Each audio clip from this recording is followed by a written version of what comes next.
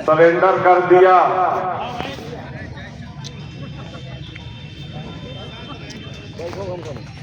News paper में भी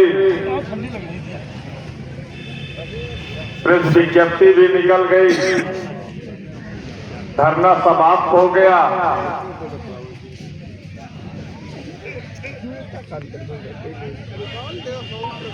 मैं उनके लिए दो शब्द कहना चाहूंगा। जिस भी न्यूज पेपर में निकला है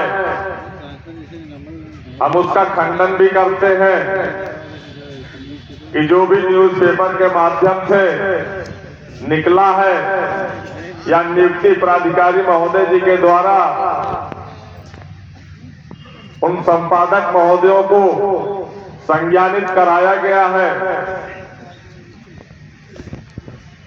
तो मैं संपादक महोदय को भी और नियुक्ति प्राधिकारी महोदय जी को भी आश्वस्त कराना चाहता हूं कि हमारा धरना समाप्त नहीं हुआ है। आज के चाटुकारों के कह देने से या उनके लिख करके दे देने से धरना समाप्त नहीं होगा।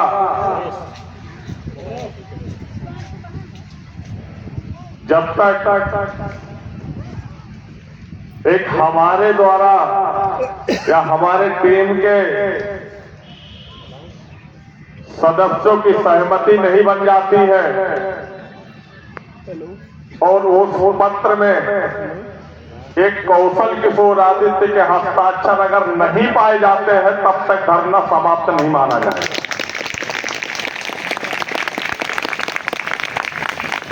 क्योंकि भ्रांतियों का शिकार होकर के कुछ कर्मचारियों में भ्रांतियां फैली हुई हैं, जिस कारण से 2 दिनों से संख्या बल का अभाव है।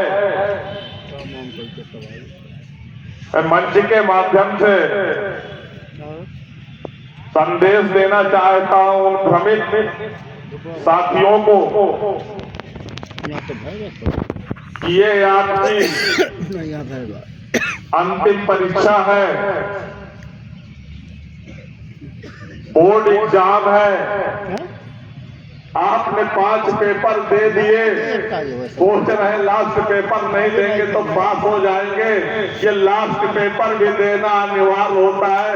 जनाब टेंशन के चक्कर में मत रहिएगा, नहीं तो फिर 13 साल नहीं 26 साल फिर भूल जाओ। सही बात नहीं, घर जाओ, भूल नहीं जाओ फिर घर जाओ।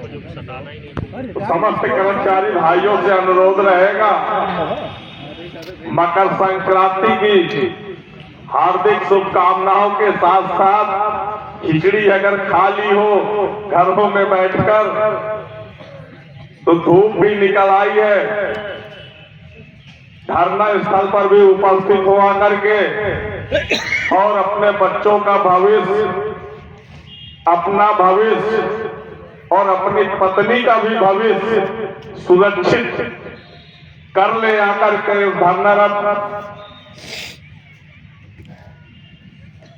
संघर्ष में शामिल होकर के, क्योंकि इस जीवन का कोई ठिकाना नहीं है। जीवन और मरण यही 2 सत्य है, कब निकलते हैं और कब क्या हो जाता है। फिर उसके बाद आपकी पत्नी या आपके बच्चे दर दर के ठोकरे खाने के लिए मजबूर हो जाती हैं। तो मैं उन साथियों से अनुरोध करूंगा, यदि अपने बच्चों को दर दर के ठोकरे खाने के लिए मजबूर करना चाहते हैं तो आप इस धरनारत आंदोलन का हिस्सा न बने आकर। यदि आपके अंदर जरा सी इंसानियत हो, अपने परिवार के प्रति दयावान हो, आप अपने बूढ़े माँ बाप के प्रति सत्य निष्ठा से उनकी सेवा करना चाहते हैं तो अपना संख्या बल का प्रयोग करके इस आंदोलन को सफल बनाने का अहम हिस्सा ले आते हैं। क्योंकि स्मारक समिति के समस्त कर्मचारी उस सत्य से अनभिज्ञ नहीं है जो सत्य हमारे बीच के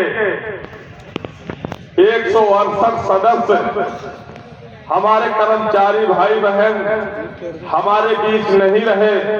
आज उनका परिवार दर दर की ठोकरें 2 वक्त की रोटी जुटाने में,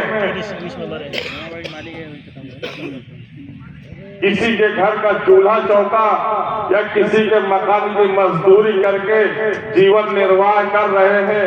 2 वक्त की रोटी जब नहीं अटेगी तो बच्चों को शिक्षा क्या व्यवस्था उत्पन्न करा पाएंगे। इसलिए